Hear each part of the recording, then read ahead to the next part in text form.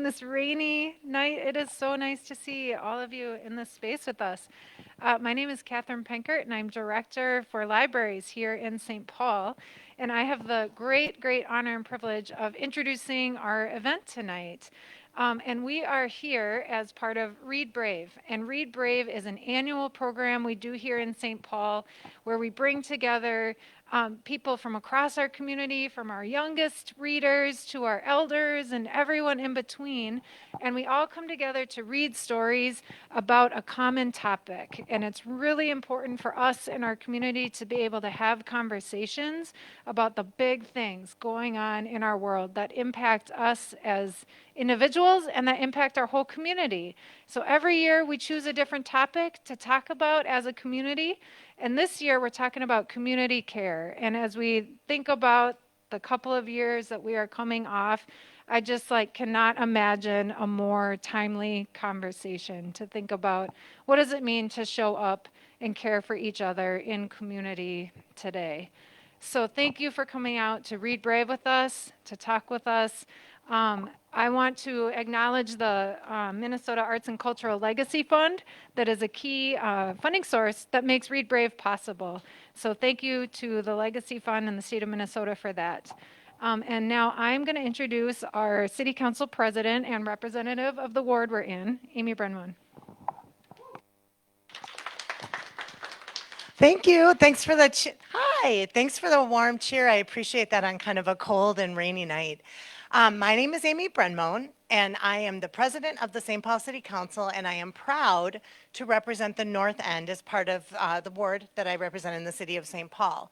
I'm curious, just looking at this group, how many people are here at the Rice Street Library for the very first time ever?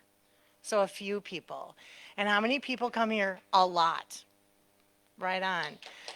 It's awesome. This is a wonderful place. For the people who come here a lot, is there anything new and cool about this library? What do you think? Why don't you come up and tell me? I think you want to. Here, I'll hold this for you. I'll hold it for you. I'll hold it for you. I won't. What's a new cool thing in the library? A new cool thing in the library, like the milk and stuff. Like, they used to give it out every single day, but now they only give it for like one day. So that's a little different, right? Okay, thank you. Thank you. Well, one thing, that's a really good point. Thank you for bringing that up. We're going to follow up on the milk situation. But the other thing that's really cool, whether you've been here a bunch or this is your first time, is a brand new mural on the wall in the children's reading area. So before you leave, make sure you go check that out. That is a definite public art that shows the community cares. That was done by a business in partnership with volunteers. I'm blanking on the group at the moment. Now, right on. So it's a wonderful, cool mural that you have to go check out. The other thing, this is a sneak preview, but in the North End, right next to the library, this fall we should be breaking ground on a brand new North End Community Center, which will be a recreation center for grown-ups and elders and young people that has a gymnasium and a workout place, but also a community kitchen. So you can come and have a party and cook a meal and plan events and hang out there, and it will be a wonderful addition and part of a campus with this library. So things are happening for our community in the North End, and that's in alignment with our community cares theme. I'm excited because I get to introduce our Mayor, Melvin Carter, but also our author. And they're going to, I'm not sure if Ms. Penkert's going to come back and talk a little bit more about our format or if it's just going to roll. But I'm excited to share a little bit about our author today, who took care to get here in the funky weather and arrived early. And so I will point over towards Trung Le Nguyen, who is a Vietnamese American comic book artist and writer from Minnesota. He was born in a refugee camp somewhere in the Philippine province of Palawan. Trung's first graphic novel, The Magic Fish, was published in 2020 through Random House Graphic, an imprint of Penguin Random House. It won 2 Harvey Awards.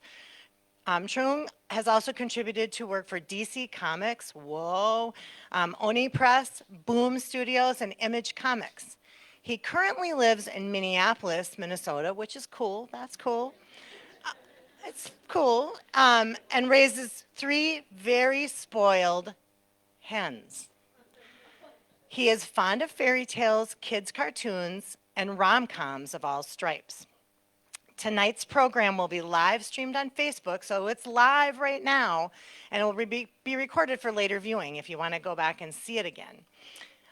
We'll have time for questions at the end of the program, so please join us after the conversation for a book signing with Trung and with Mayor Melvin Carter. So I will turn things over to our mayor and to Trung for a conversation about our book. Thank you very much. Give it for Council President. Thank you.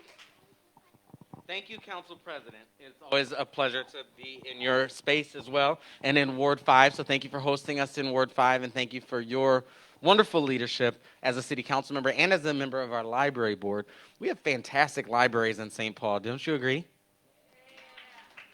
And let me tell you, I just want to tell you this. I would be remiss if I didn't say just out loud, we've always had fantastic libraries in St. Paul. And one of the things that we've seen, particularly over these last 2 years, is the way our librarians have just stood up to make sure that they are supporting our families and our children and our learning and our connectivity and our jobs and our ability to write resumes and find careers and do all of those things all at once. So as we get started, would you do me a big favor and just indulge me for a moment and give a big round of applause for all of our library staff in the room?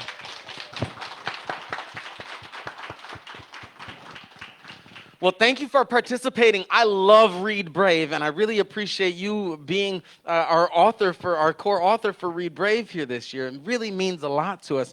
It's this notion, there are other cities that have this kind of one book thing, right? Like where everybody will do one book or a mayor's book club or something like that, where the city organizes itself for a year, for a month, or whatever it is around one book.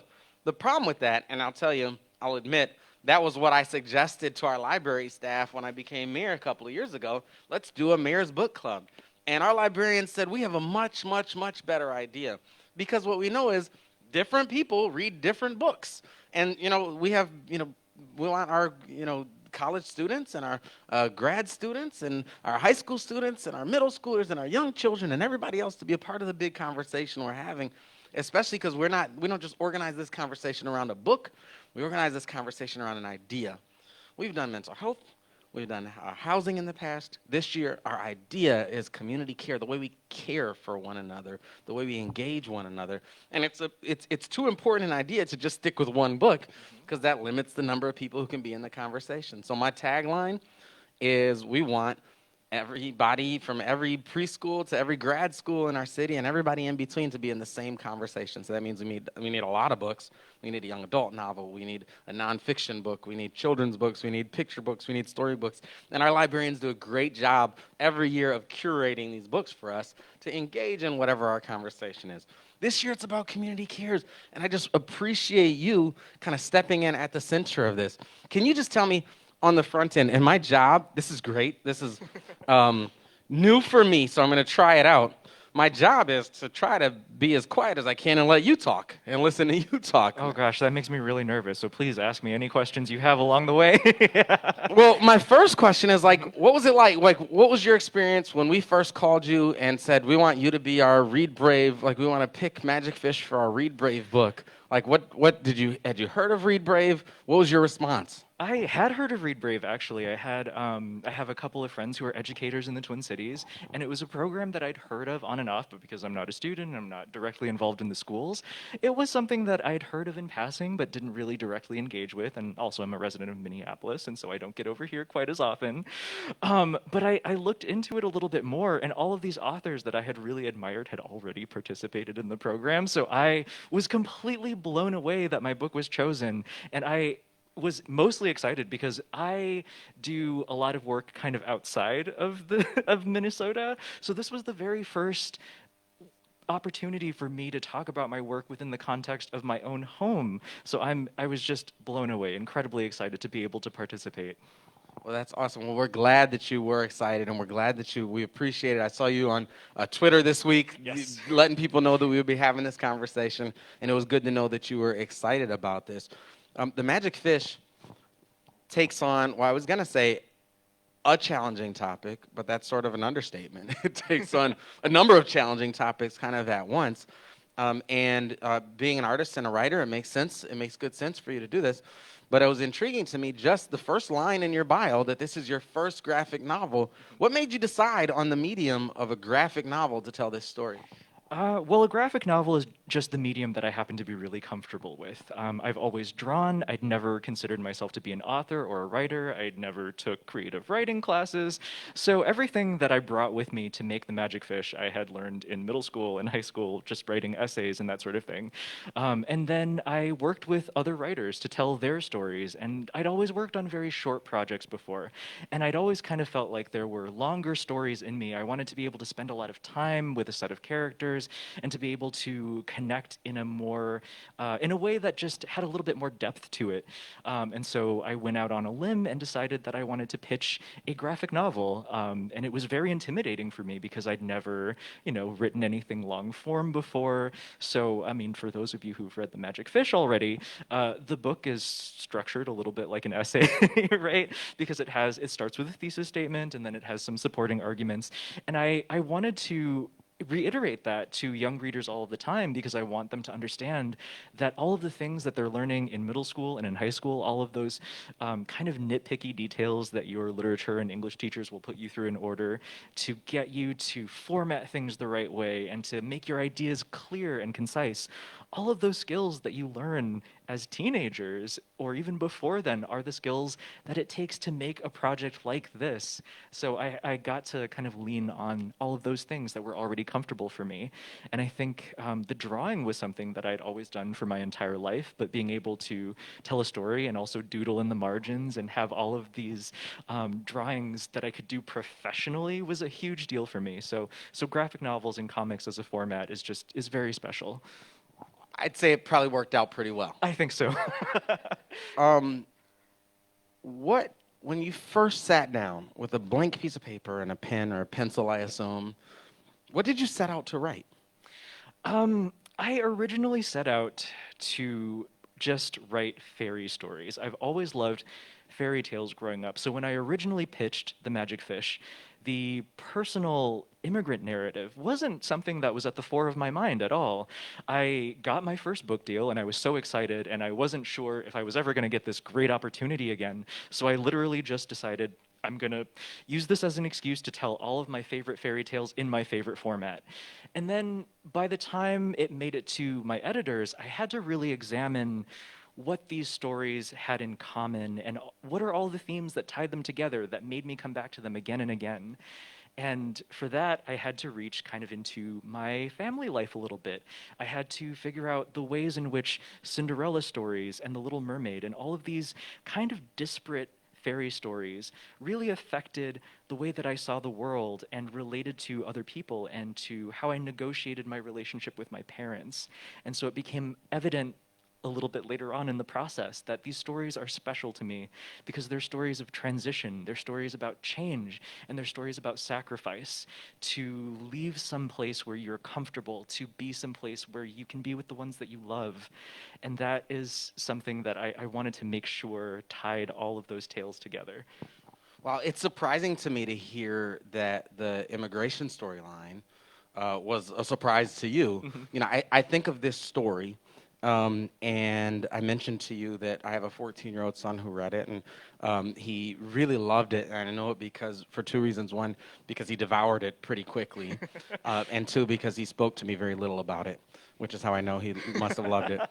But I say that to say, I grew up in what we call the West African tradition of the griot, right, or the storyteller, and in kind of African American tradition, right, that dates through the institution of American slavery, where it was illegal for African captives to learn to read or write. Lessons, values, history, culture, language had to be passed on through stories and through fairy tales, through tales, and very similar to many of our refugee communities. And so it's not new to me, this notion of like using fairy tales to sort of pass lessons.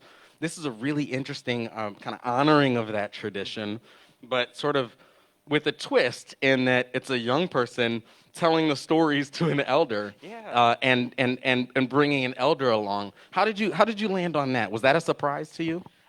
That wasn't a surprise to me. I think that's something that came to me pretty naturally because that was the experience that I had growing up. My parents immigrated here when they were adults, and I wasn't born here, but I grew up mostly speaking English alongside Vietnamese. And so my parents and I were learning English at about the same time. And what that kind of taught me was that all of the stories that we told each other were kind of efforts to reveal a little bit more about each other while we're, spending time together and learning how to read and write. And so the notion that I would share my stories on a level playing field with my parents is something that, has always been kind of at the fore of my mind. And I think that's also why community care as a theme is so important to me because the way that I've always envisioned community care in particular is that you find ways to meet people where they are, to kind of hold the door for them and provide access. And the magic fish, as an exercise for me personally, was kind of my opportunity to explore what life was like for my parents when they were first here. I know the story is mostly about a 13-year-old boy, but the deuteragonist is his mother, and I spent a lot of time talking with my parents and sussing out what it was like to be young parents growing up in an entirely new environment and figuring out how to survive and then how to thrive later on. And so that notion of being able to share stories, no matter where you are in your life, in order to reveal something about yourself, has always kind of been in my life. I'm curious for you. I mean, obviously, I would doubt the phrase community care was at mind as you were writing it, but it's so connected to the theme. The book that you wrote is so connected to the theme that we have here. And I'm just curious, in your own personal life experience, what did community care mean for you as a young person learning English alongside your parents? And how has that definition of community care, or how you experience community care, evolved as you've come up in our state? Yeah, I mean, I think one of the narratives that a lot of immigrant families kind of try to glom onto when they move to the United States is this sort of bootstrap myth, where my parents worked very, very hard and they're very proud of their accomplishments, but they're also very upfront about the fact that when they came here, they got a lot of help from the community. I remember the Head Start program. I was in preschool there. I remember the teachers handing me my first books in the United States. I remember getting my first library card and walking up to a librarian just full of trepidation and then being granted access to this wealth of stories. And so the notion of, storytelling and community care in books is something that has always been very intimately intertwined for me.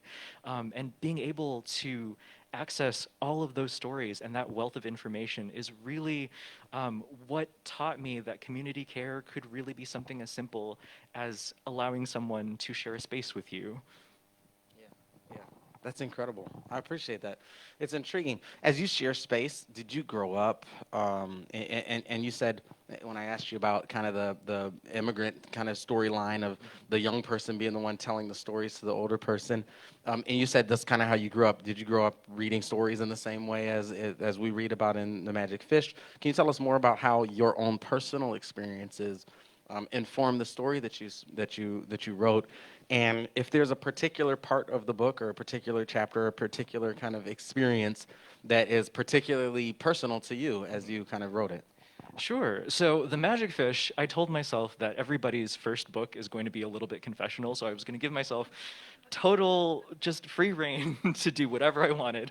So a lot of The Magic Fish is semi autobiographical. A lot of it comes from a real place, and I didn't want to tell an autobiography because I don't think I'm old enough to tell an autobiography. I haven't lived enough life to tell a complete story, and I also didn't want the pressure of telling someone else's story either. And so I wanted to work firmly within the realm of fiction, but I spent a lot of time talking with my parents and going through old photos, finding visual references, and kind of unearthing things that I had experienced in my life as a young person of color, as a queer person. All of these moments that were sort of tangled up in my memory, I wanted to kind of access them and not necessarily exorcise them, but lay them out in a way where I could pick them apart a little bit and make them feel less less thorny. It was kind of my way of ironing things out a little bit. So much of the Magic Fish is very deeply personally resonant to me because I just gave myself permission to do that. That's cool. And one of the things that you said that I'll maybe challenge is you said you're not old enough to tell a complete story. And the thing that's interesting to me as I heard you say that is the story that you wrote is very iterative, right? It's almost like every time something could be like an ending, you find out it's a beginning again, right? Yeah. And it just continues to go. So tell me about like how you see endings, or if you even believe in endings in the first place, or complete stories for that matter.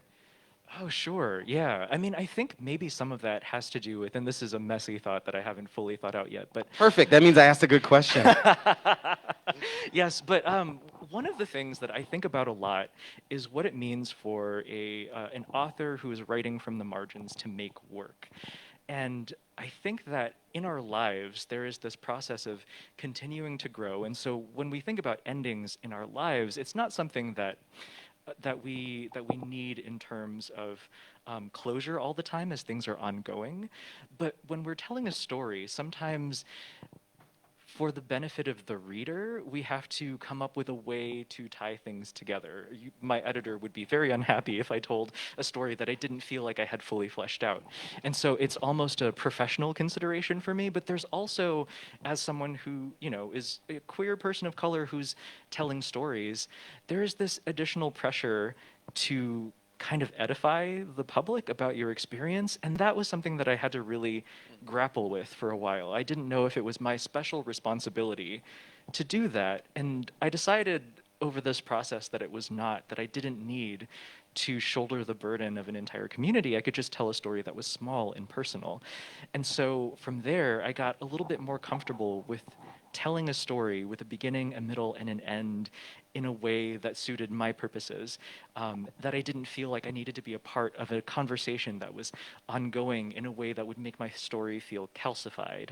So the notion of like a true ending is something that I'm still sort of working on, but I think for the purposes of the Magic Fish and for my creative output, a story having a sort of neat ending, it might be a little bit of a pleasant lie, but it is something for the benefit of the reader, to allow them to ingest what they have and move on with their own, taking what I've provided with them. The notion that you just described about kind of what'd you say, the special responsibility that you hold by virtue of, well, not just your identity, but your identities, plural, is really intriguing to me. How do people respond to this book? And are there any ways that people have responded, or any questions that people have asked you about the book that have particularly surprised you? That is an interesting question. I don't know that I have any expectations for how people will respond to my book. I'm someone who's very much of the mind that, a reader's experience of a book is their own personal experience that has nothing to do with, me necessarily. And so it's not something that I think about a whole lot, but the responses have been largely very positive. And I'm not sure if it's because people are very polite and they're, if they don't like my work, they can move on to other things. Or if people, are truly just very heartened by it. But I think a lot of the responses that I've gotten that felt very special to me kind of came from that linguistic space where people talk about, growing up in households where you speak more than one language and you have to reach into two different shallow buckets in order to be able to communicate effectively as a whole. And so there's this, it's very special to me when people talk about, bringing their parents along or trying to bridge linguistic gaps and cultural gaps. That always gets me. One of the, as we talk about, there we go. As we talk about like bridging gaps, you tell a story from many perspectives, and that was one of the things that I know latched onto, that a lot of the students who read your book latched onto through our schools. And you mentioned already asking your parents what it was like being young parents, raising you. Who else did you reach out to? Is there anybody else that you like reached out to and just had to listen to and gain perspective from in order to be able to write this book? Yeah, I mean, I reached out to librarians because I needed more sources for research and for visual references. The thing about comic books that is really special to me is that it accesses our visual vocabulary. So everyone has an experience of going through the world and taking in images. And so we all have developed this sense for iconography that we have a lot of trouble articulating just in prose. And so finding resources for visual references is particularly difficult because you have to know the right keywords to use. And librarians are really great for figuring out the right keywords to give you access to information that you didn't even know that you needed. So working with librarians and asking them all of the questions that my parents couldn't quite fully describe to me was a really important part of the process of making this book. Have your parents read the book? What was their response? They have. They read it probably about a year and a half after it came out, and they came over here when they were very young, and they grew up in the aftermath of the Vietnam War, and so they've never really read for pleasure. So they're not reading people. I was astonished that they read it at all, but they gave me a very, very warm response to it. The book was dedicated to them, and my mom likes to joke that her favorite page is the dedication that just says for my parents. But they read it, and they asked me questions about the themes and my experiences growing up. It made them curious about what my childhood was like as well. So their response was very, very warm. I couldn't have asked for a better response from them. It's a personal question. Did you feel like they were able to gain new perspective on your childhood through reading this story? I think maybe they didn't really ask me any questions to that effect, but I hope so. But I think a part of the purpose of dedicating the book to them was to express to them that I'd thought about their lives and my childhood and the context of their living through very difficult moments and trying to also parent at the same time. So I don't know that I expected them to be curious about my childhood, but they did ask some questions.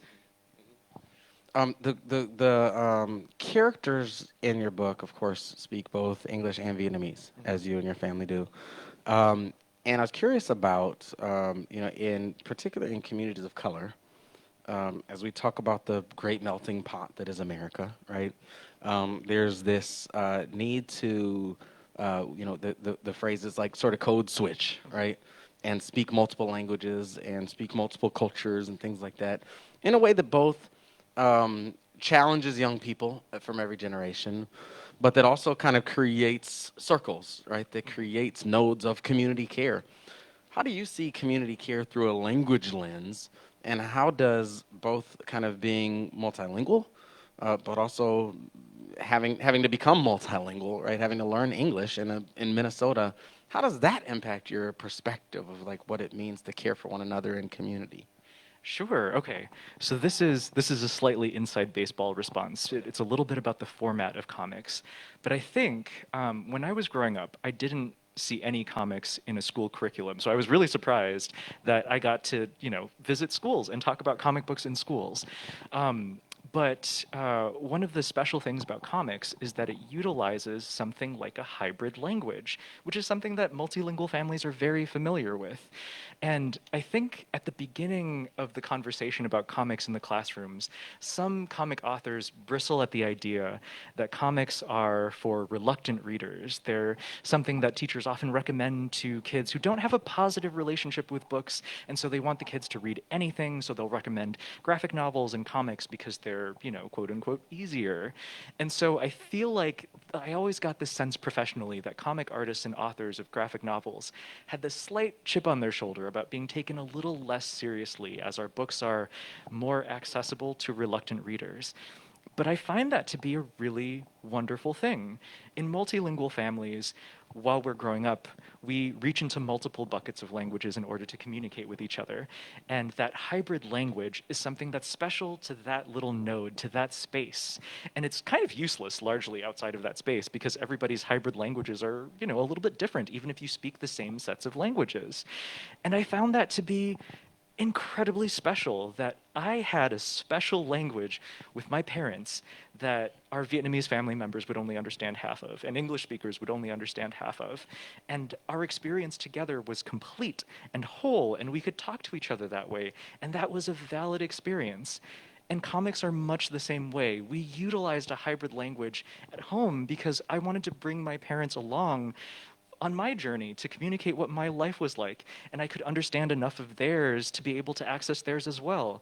And comic books are like that. It's a hybrid language that allows this freedom for readers who may not have the most positive experience with books to be able to access stories and to develop habits of reading that could be really positive. So community care in that way is meeting someone where they are and just unabashedly bringing them along with you, because there's no shame in being wherever you are on your journey. And where that takes me is to sort of near the end of the book, because as you're talking about this relationship between the child and parents who can speak to each other and could communicate in ways that literally no one else on the planet does, yet this book is about a young person struggling to try to figure out how to communicate something deeply personal and something like really, really important to his parents. And there's a point in time where Tien's mother says something to the extent of like, I don't know how to talk about this stuff, but I love everything about you. I don't know what the exact phrase is, but essentially something along those lines. What does that line in the book mean to you, and what do you think we should take from that or learn from that in terms of like how we care for one another? Yeah, I mean, I think the corollary to that moment in the book, in terms of language, I was thinking about from a queer perspective, because the ways that we describe ourselves have shifted and changed so much over the years that people just a generation and a half ago might use language to describe themselves that would make kind of younger queer people bristle a little bit. And that was something that I was acutely aware of because our language evolves so quickly. And so I think one of the things that I wanted to push back on was the notion that language and culture is this calcified artifact that doesn't change. Language is a part of culture, which means that it's organic, that it grows and it changes, it subsists, and it makes adjustments in order to survive.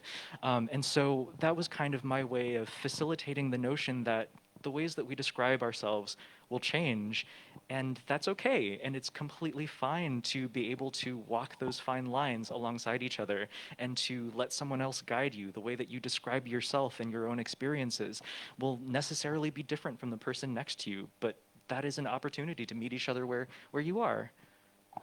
Thank you. I appreciate that. I appreciate this thoughtful. I have one more question, and then I'm sure we have questions from the audience as well.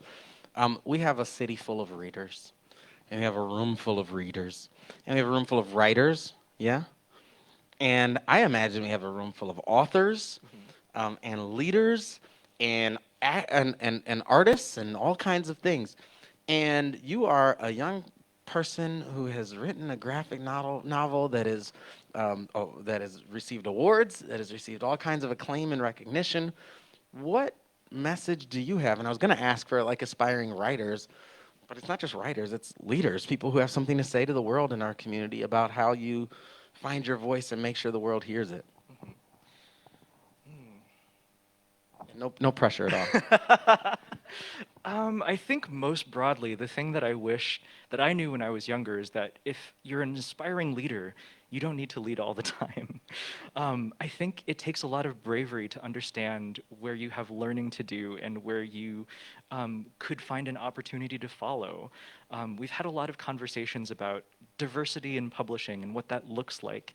And I was having a conversation with other Asian American authors and creators, hosted by Dr. Sarah Park Dallin. And we touched on the idea of plenitude being the thing that kind of frees us from that burden of responsibility, from the rep sweats that we get from being the only one in the room.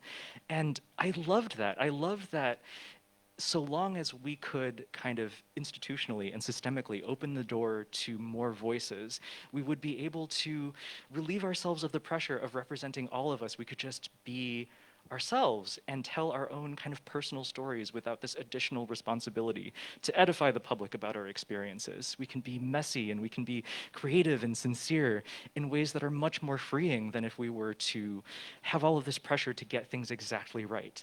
And so the same thing kind of applies within the context of leadership too. You don't have to take on the burden of leading the charge every time something new happens. You can follow, you can support, because if we shoulder the burden together, none of us will burn out quite so quickly. We will have energy to thrive and not just survive under those circumstances.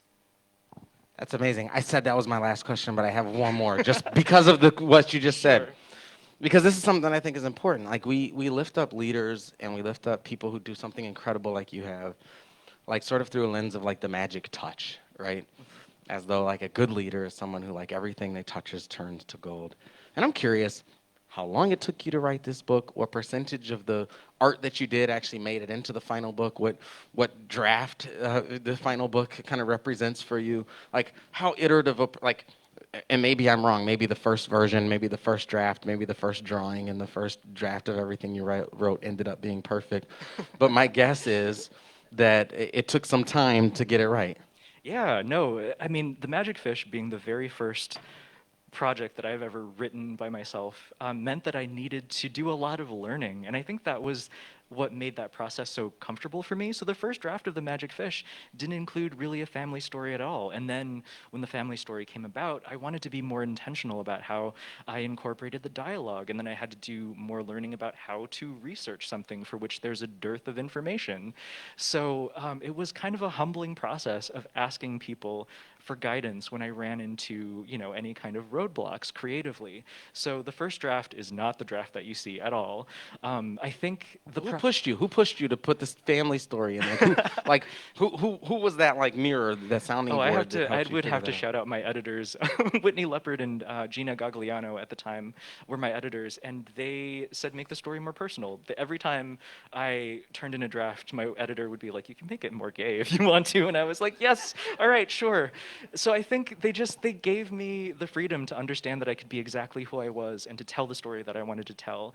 And from there, I felt like I didn't need to be precious about the experience. I could be messy. I could draw a lot of really, just incoherent rough drafts. As long as it was communicable to them, I would eventually find my way to the story that I was going to tell now. So The Magic Fish eventually took about 2 years to make, and the longest part of the process for me, it felt the longest, but it was only 6 months of the process, was the scripting part, because I had never done that before.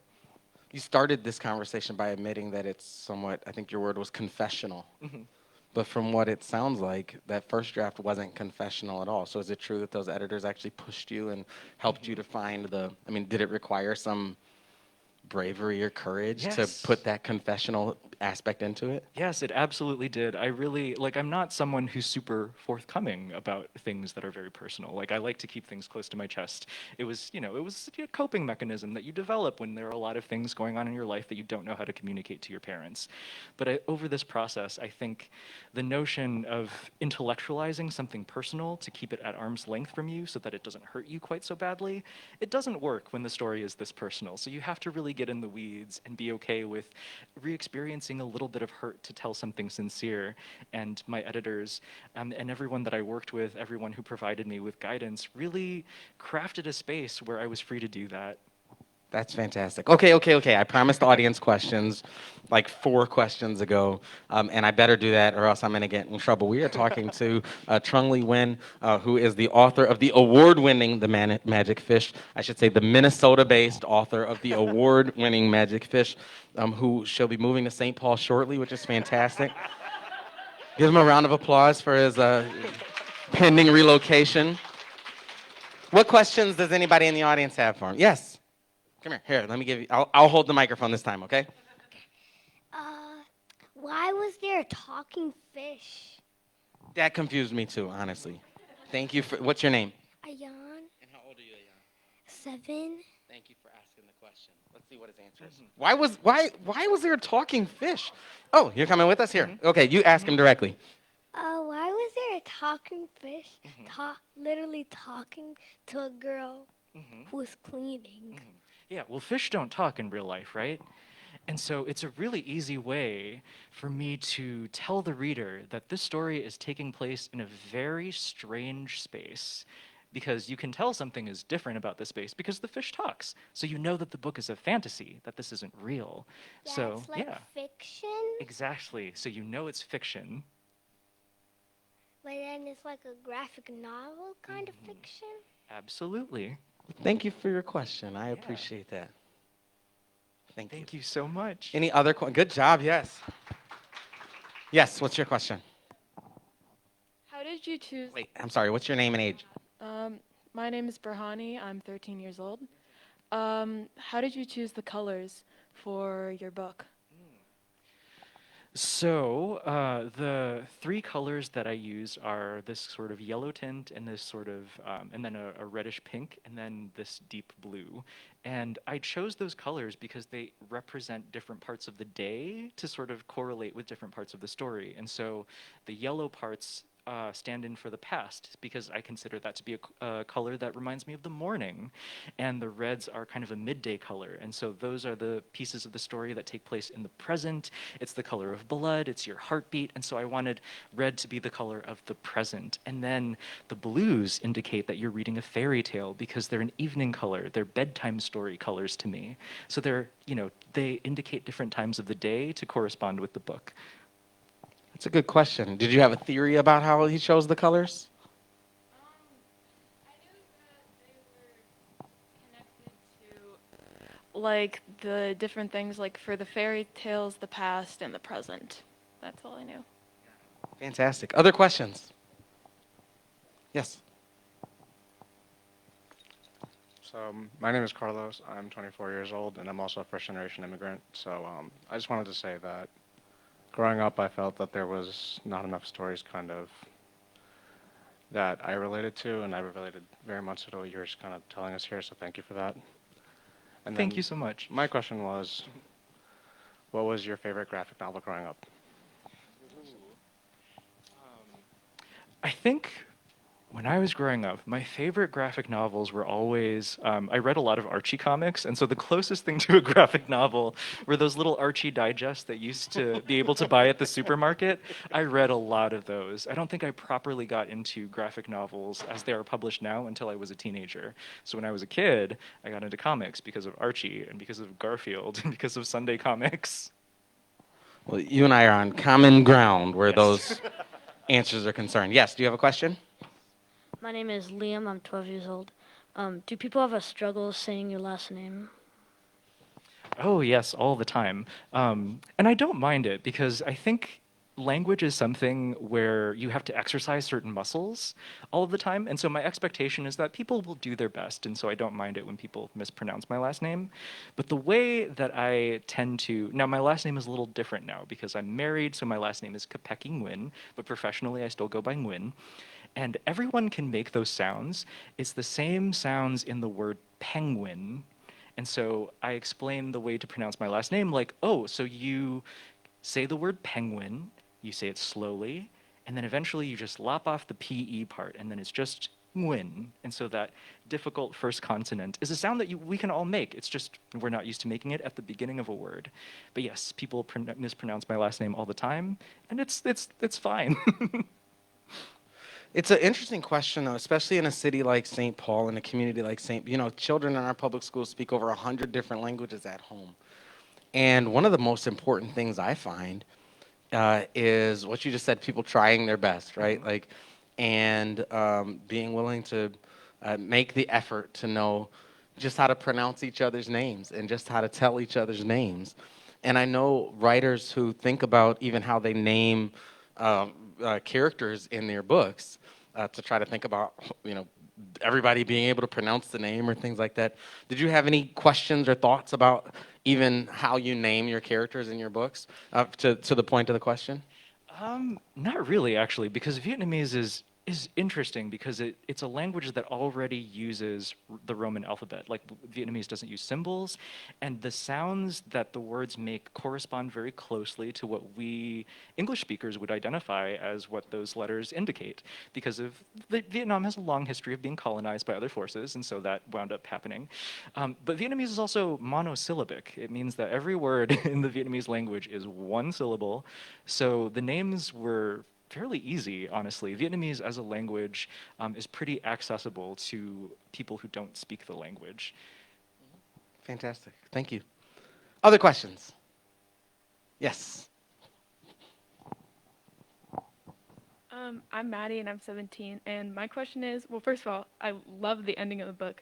I thought it was like a really simple and nice way to like wrap everything up. But was it hard to decide how to end the book properly? Like you said, you added in the more family storyline towards the end. So I guess just was it like a natural ending or did you have to really like think about it? Ooh, I think well, I mean, I think that the ending was something that I had always sort of had in mind, that this was how the story was going to be wrapped up. I think getting there was more difficult for me because I had to wrestle with the notion of like I'd read a lot of coming out stories and a lot of immigrant stories as a kid, and none of them were terribly happy. And so I wanted to make sure that I could tell a story where immigrant kids and queer kids could get an expectation set a little bit higher, that you do deserve protection from the people who are your guardians or your parents, and if you don't get it, you should rightly be sad and upset about it. But I think the way that the story ended on that note was my way of kind of wrapping up that thesis statement, where the mother expresses with total clarity that she admits that she doesn't know how to articulate all of the specific things that he maybe wants to hear, but the point of it is that she's trying and that she loves him, and that's the important part that she wanted to get across. And so I was always sure that that was where I wanted to end. Other questions from our audience? Yes, I'll come to you. What's your name? My name is Aaron and I'm 10. I have a question. Who encouraged you and kept you from tracing your dream on making a book? I think, you know, it was less that I got a lot of encouragement to do this specifically, and it was just more that no one got in my way.